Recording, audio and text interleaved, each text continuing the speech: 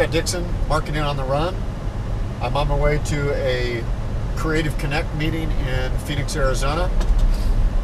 The topic I'd like to cover with you today is lead capture, and it's one that affects most websites out there. In fact, I'd say 90% of all websites do a really pathetic job of lead capture.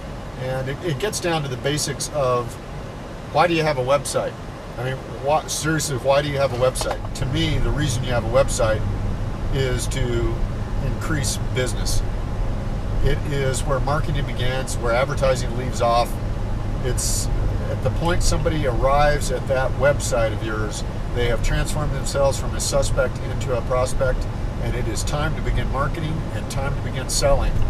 And your purpose of your website ought to be to increase the revenue of your organization. And I believe every website can be a partner in that. So there is a purpose, and most websites completely miss that, right? So you show up to a website, and sometimes what you get for lead capture is nothing on the homepage. You might find in really, tiny print somewhere, contact us, maybe at the bottom in the footer. Sometimes it's a navigational component, but usually an upper tier navigational component. And it says contact us. And when you hit that page, it has a big picture of the building and maybe the address, and somewhere on there a phone number and maybe an email address, maybe not, usually not actually. And so now you've put all that burden on your prospect for them to take the next step. I feel like I'm going to sneeze here.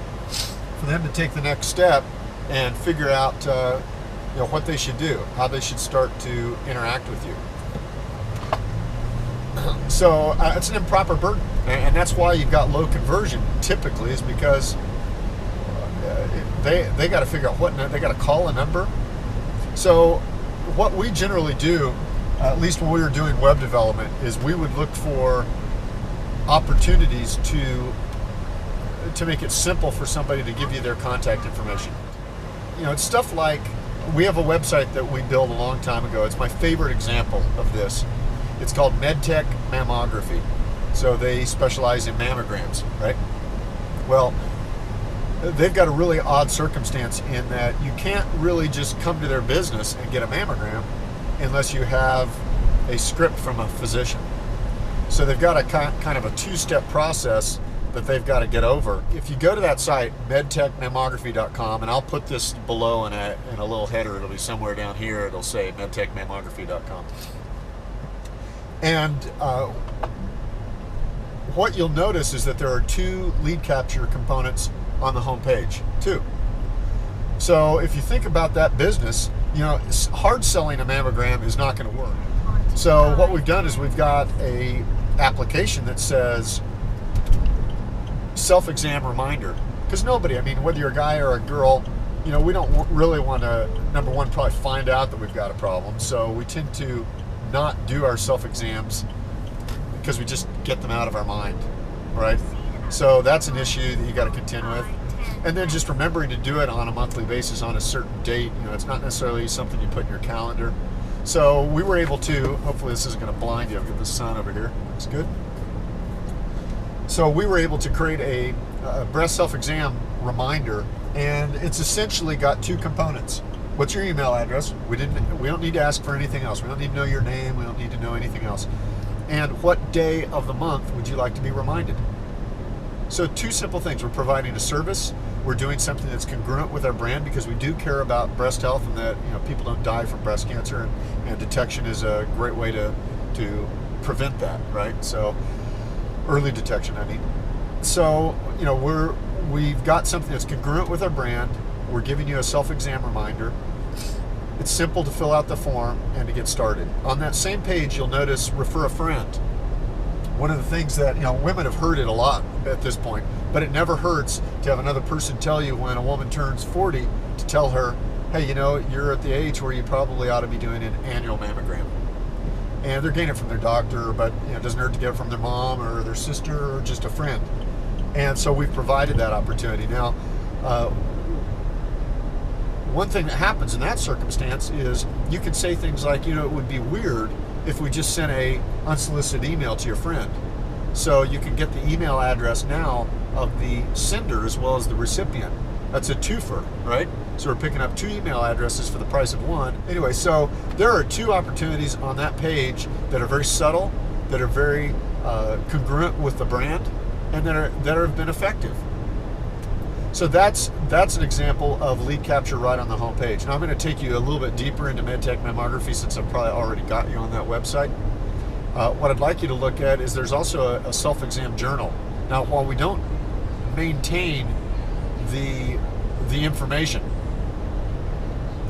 we do provide. I mean, we don't keep it because of HIPAA purposes, and we tell the visitor that as well. And we don't log their information, but it gives them a format that says here are all the things that a physician would like to know if they were giving you your annual exam. These are the kind of things you should have probably looked at and reported on a monthly basis. Fact is, most people probably do their self-exam and go, I don't feel anything weird, and that's it. This gives you an opportunity to either state that in real clinical terms, because it breaks it down for you, or if there is an issue, it divides. It shows both breasts in a nice drawing. They're each broken down into a quadrant. If you click on a quadrant where you saw something odd or had some pain, then it's going to highlight that area without them having to do a lot of work. So we've taken the work out of doing a self-journal. Now, what we haven't done yet, we probably will, is provide a script at the very bottom of the page, so that, one of the things that MedTech Mammography does from a marketing perspective is they go to physicians and they deliver a script pad that's already pre-filled out to save the doctor time, is the idea. Well, that's a good goal, but you've got to have the scripts there, and if they don't have your pad, they're going to use another pad. Maybe they don't remember MedTech. With the idea behind the breast exam journal is somebody's bringing in 12 pieces of paper that talk about their, what they've experienced over the last year, and on the bottom of each one is a pre-filled out script. So the doctor just literally has to sign it. So pretty simple, pretty straightforward, great way to do lead capture. Lead capture, we call it a value equation. And you've got something, I guarantee you, in each of your businesses that has value for your target customer. And once you understand what the value is, in the case of MedTech Mammography, it's the self-exam reminder. That's got a level of value and utility for their target customer. So because it has that utility, the person is more likely to give up their personal contact information. It's very hard to get these days because people are jaded. They don't want to give that up easily. So you got to have really compelling value, and you've got to clearly articulate it. When you do that, you are going to win from a lead capture standpoint. So my point is, do that work. Figure out if it's the top 5 things that blah blah blah that you ought to know in your particular industry.